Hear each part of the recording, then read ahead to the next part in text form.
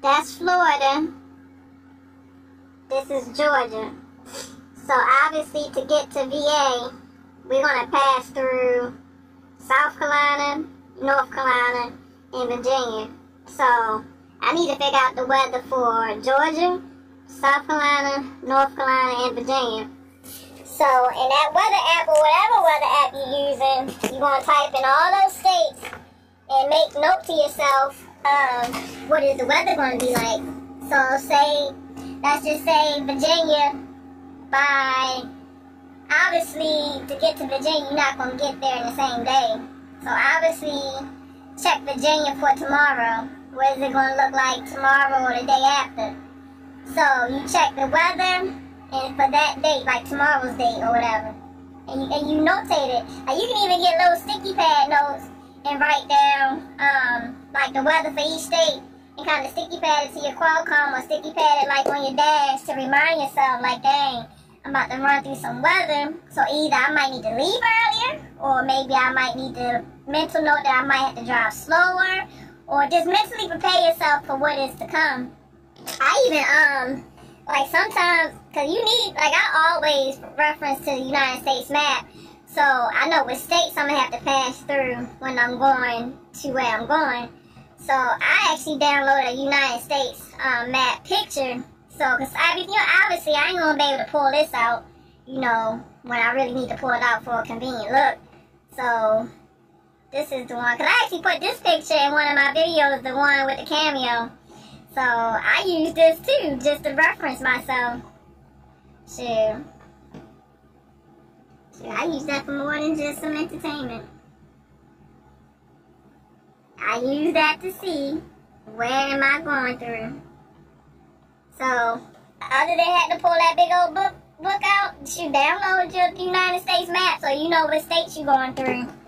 So this comes in handy, like if you are them old school people and you want a trip plan straight off of just map. But I'm going to tell you right now, since I've been out here, I might have used this map.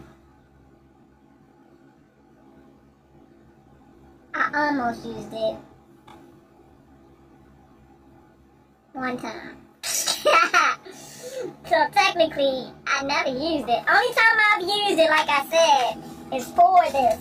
Like I said, this is the main page that you're going to have open is the United States map. But other than the United States map, it has every city and state. And for every city and state, it has the exits and all of that. Like, let's say Georgia. We in Georgia right now. So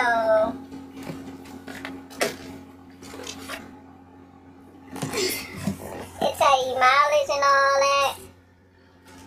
Like it tell you weigh stations. Like say you may be overweight and you don't want to take chances, or you might have to find a CAT scale, but the CAT scale is super far away. You can just look at this map and say, okay, well, you need glasses too. This dang print is super small. So you want to learn your interstates and highways. Let me try this.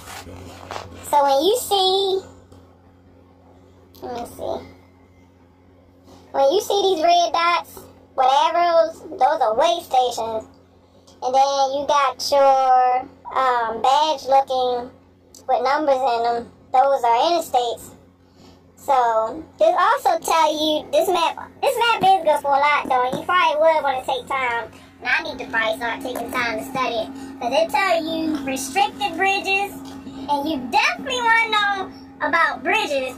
Include that in your trip plan and which routes or streets you shouldn't even be on. Because actually, Prime sends you messages. Like if they know you going to a certain place, it'll send you a message talking about maybe traffic jams or accidents or whatever, or restrictions. So they kind of send it out to you too.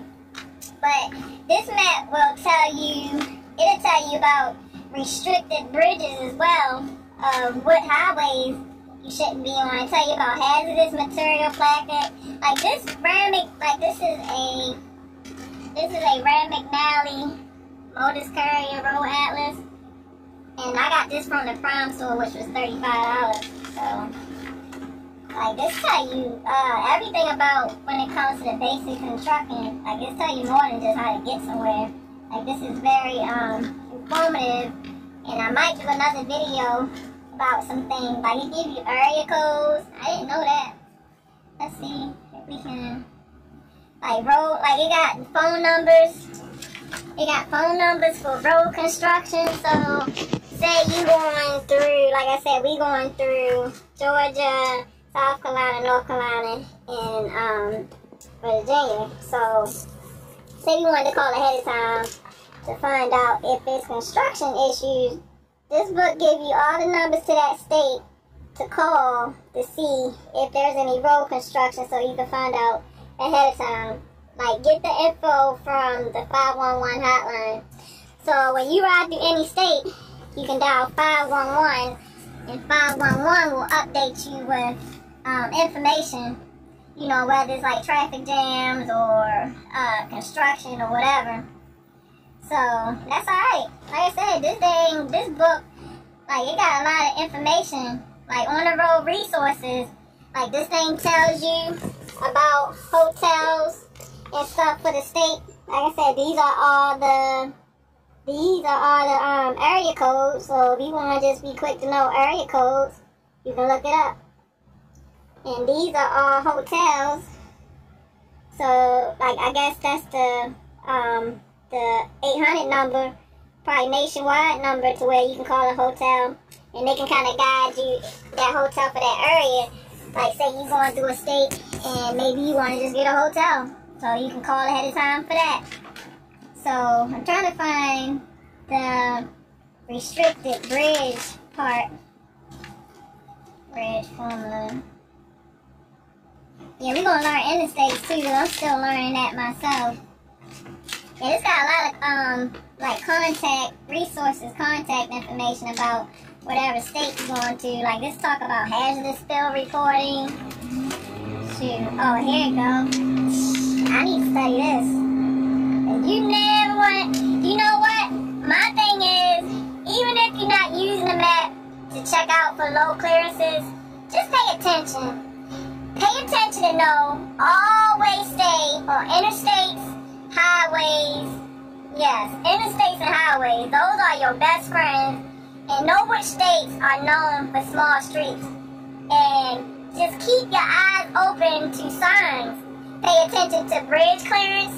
Like, cause the bridge clearance is going to tell you miles ahead of what's to come up, especially if there's a low clearance. Like, sometimes it'd be a big yellow line, or sometimes it'd even be flashing lights to tell you that something of a hazard is coming up. So pay attention, because that can cost you your life or somebody else's. So pay attention to low bridge clearance warnings. If it's like a small street, don't be quick to turn on it. Like, stay on the streets you know is for trucks until you know for sure that you're supposed to be allowed. Because a lot of times you even see signs that have like a truck icon, and it'll have a line going through it to say no trucks. Pay attention to that. Now sometimes, like just now, this shipper is on a street that says no trucks, but you know, I'm guessing they sit like right at the beginning, so you're allowed to come here. Of course, you gotta come here to pick up what you're picking up. And I don't see why they do that. Like, how you gonna put no truck sign, but yet the shipper is sitting right here, and I still have to go out and get back on the street that's no trucks. But alright, let's look at some of this. I'm gonna look at Georgia's one. Let's look at Georgia's.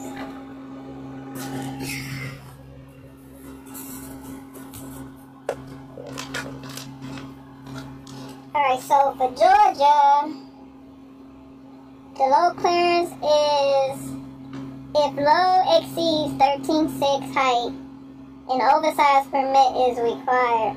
The permit will include the route of the travel, and it will route you around any low clearance.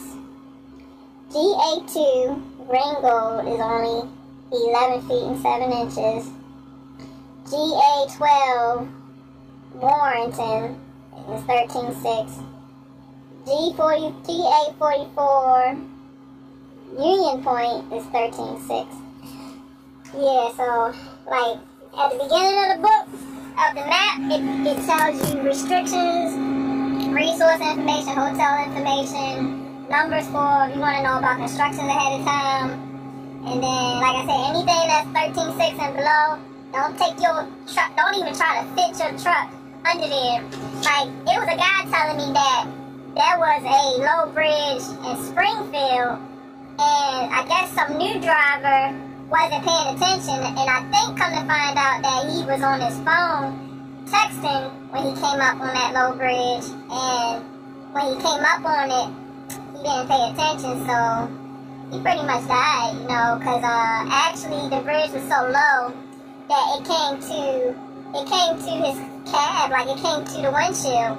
So he was going at that low bridge at full speed of probably 60 miles an hour. So when he went up to that bridge at full speed, it decapitated him. I think they say it decapitated him from here. And he was a young kid from what they said. I think they say he was like 23 or something like that. He had a family. So, yes, pay attention to load. That is definitely part of trip planning, is to know what areas you're traveling through. Like I said, you always want to stay on interstates, highways, you know, not really expressways too much, but know your route. Like, truly know your route, and follow your The main mistakes that a lot of newbies tend to make is when the Ram McNally don't come up with the route, or your navigation on your Qualcomm don't come up. They want to try to pull this phone up and use Google. Do not use Google, that's for cars. Only time you're going to use Google is to zoom in on where you're going, like to see where you're going, or to get, like I said, those two cross streets that's close to the ship. Without if it's close to, then trucks should be allowed in that vicinity. You know, if your Ram McNally's not pulling up, you can find two cross streets close to the shipper. But don't use it to get there, because it will have you. Man, I made that mistake before. I couldn't get my Ram McNally to act right, or the Navigo on this thing to act right. So I thought if I used the phone, I could outsmart the phone. And I had got on a dirt road that I almost couldn't get off of, and I was scared to death. But I made it off of it, thank the Lord. But yeah, so really, truth be told though, you know, like, this is your backup plan for when this doesn't work, or when this doesn't work. So, like I said, what I normally do, like, I have my Ram McNally going and the Navigo on, the Qualcomm going, because one of the other might get better directions, and you gotta kind of have just doing it enough to know how to follow one and not the other, because sometimes this Qualcomm navigation will guide you wrong. So, yeah, and this will guide you wrong, so that's why I have both running, because neither one of them gives the same exact directions. So sometimes it's good to maybe have two running, but if you just can't afford a truck navigation, or you don't have the company's one, they do have this app. I think it's called My20. I haven't used it yet, but I think it's a paid service, but it's this right here. No. Wait a minute.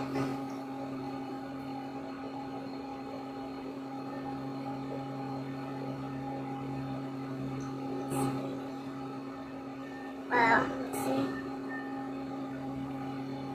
This one right here. It's called My20.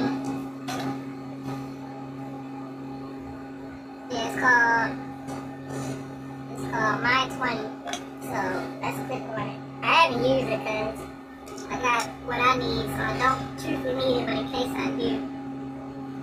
Then he got Trucker's Path too, like that show you field places and all that. So I'm guessing you type the address in this top place, and you know, that's a truck navi.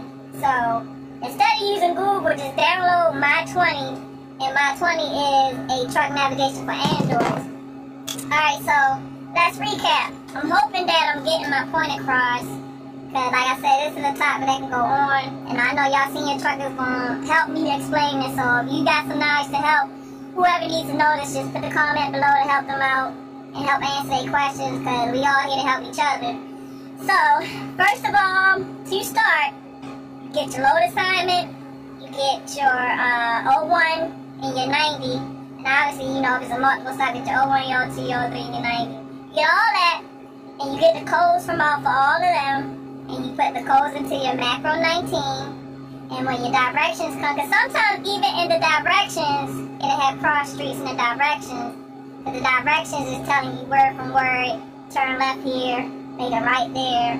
So you get the last street that is telling you to turn on for your cross streets if the street doesn't show up in your navigation.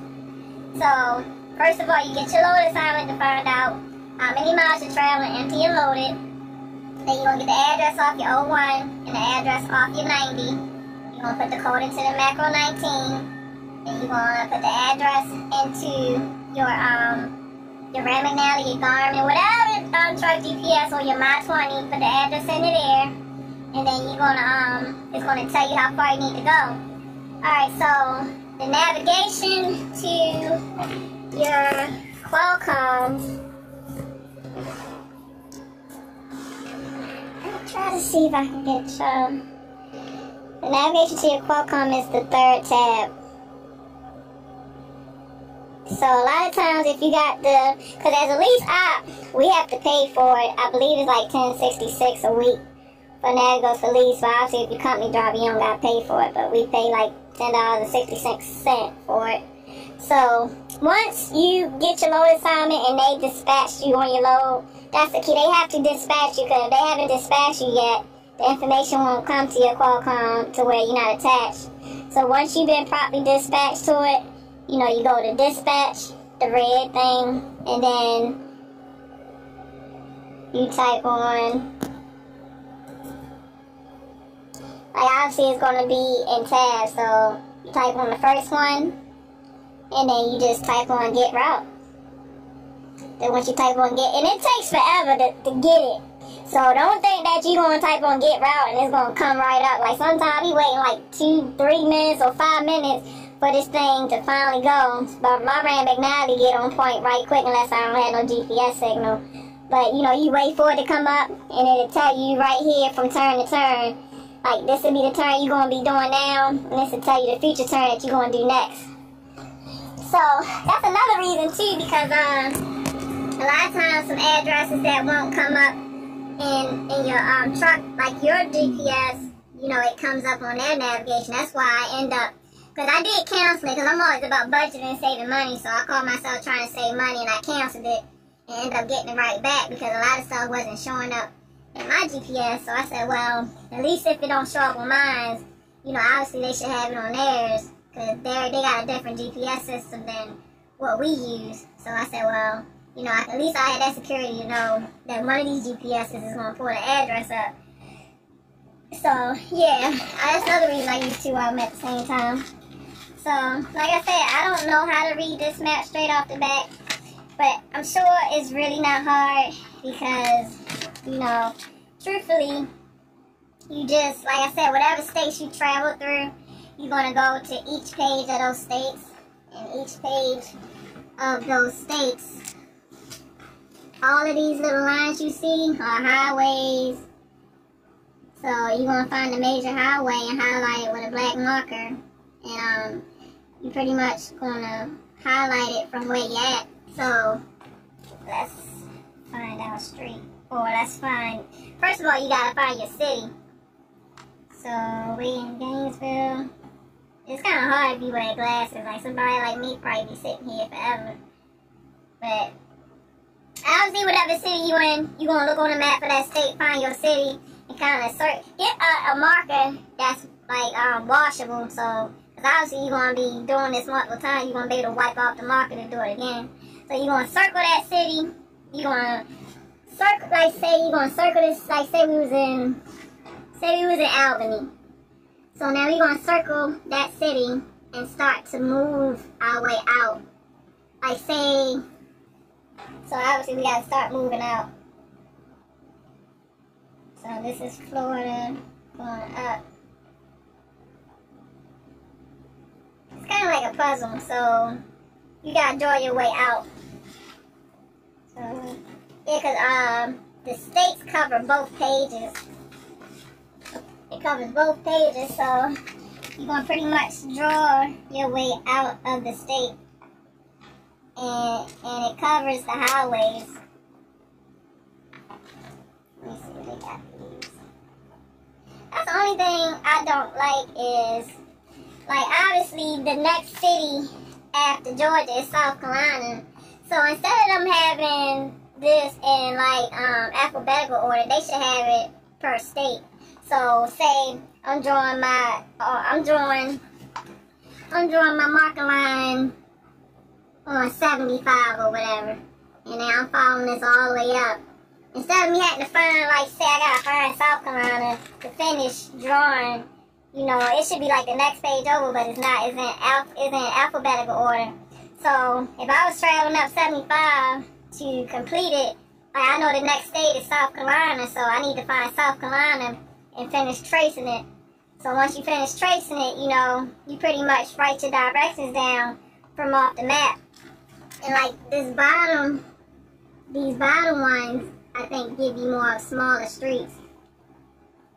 But even like the smaller streets get a little difficult, so then that's when you probably call the shipper or you call the receiver to get directions. But the main part of using this map, like this part, is just to know what major highway or you know, interstate you're on. So that's the main thing. Because once you get within the area, you should pretty much know how to get there. The whole thing is getting there, you know, finding the highways and the interstates to get there.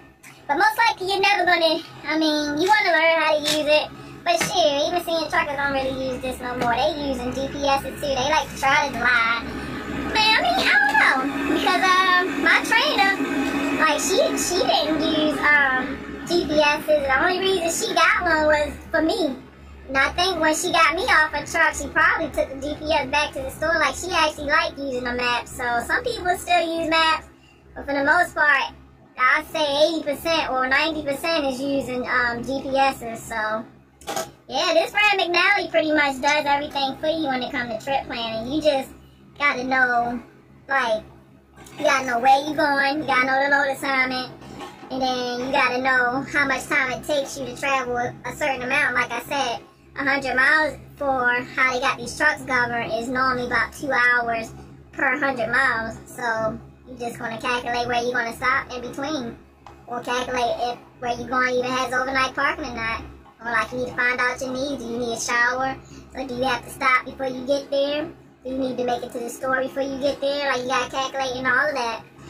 And the way I do to save time for trip planning is, like, sometimes some people might drive around or play around with time, and they might get that load and be sitting there just, you know, whatever they doing, either probably sleeping their time away or, you know, playing around or, you know, wasting time at truck stops instead of going straight there. Like, unless I'm just super, super tired and I just cannot drive and I'm not tired, when that load comes through, I'm getting all the information, doing everything that I told y'all I do, and I go straight there. Like, even if it's like a day early, like say they give me a load, but I'm not supposed to be there till tomorrow, I don't care. As soon as I get that load, I'm on my way there. So by the time I get there and they load me, by the time they load me, I got a full clock. So I'm not sitting here waiting for my reset to do. By the time y'all finish loading me, I can go on to the 90. I ain't gotta sit here and wait. So always when you get your trip, don't waste no time. Go, if you can, like, go straight there. Like, get there so that you'll have a full clock by the time they finish loading you. So if I'm gonna relook at this video and see if I missed any points, but I think I pretty much covered everything. Oh yeah, so like, while you getting your load assignment and your 90 and everything, I made a video about paperwork. Paperwork is going to be part of, you know, trip plan or just, you know, record keeping. So while you know, getting your load assignment or whatever, you writing it all down. Like, you're writing all of that stuff down. You gotta write all that stuff down. You write it down for your records. So that's when you write your stuff down, you can pretty much, especially as a lease op, even as a company driver, you can keep up with how much you're gonna get paid. Like me, I don't have to sit here and wonder like, dang, how much am I going to get paid, you know, this week? No, because I sat down and I wrote everything down where I can do the math, so I know around about a ballpark about how much I should get paid next week. And then when you get your settlements, you compare the trips that you did to what's on your settlement, because sometimes they can make a mistake and not put a trip on the settlement, but you wouldn't know because you ain't got nothing to go by to see or remember what you did. So this is another reason to write it down so you can compare this to your settlement to know that you're getting paid for what you're supposed to be getting paid for. So always gotta be good at record keeping, guys. So, oh my goodness, I've never made a video this long. Alright, y'all, I'm not gonna hold y'all up no more than I need to. I hope I explained it. If not, ask questions. Or if senior drivers, if I didn't explain something right, add y'all 2 cents like y'all always do. So time is of the essence. Let's make better time of it. I haven't been to sleep yet, so I'm about to go to sleep. I haven't even caught my shower yet. I got to that truck stop, and they didn't even have no water. I think they water lines busted, so I couldn't even catch the shower, so I'm still needing the shower, so. Alright, y'all, let's love each other, not judge each other, because I love y'all and I wouldn't judge y'all, so, you know, let's make better time of it and make a unity of this thing.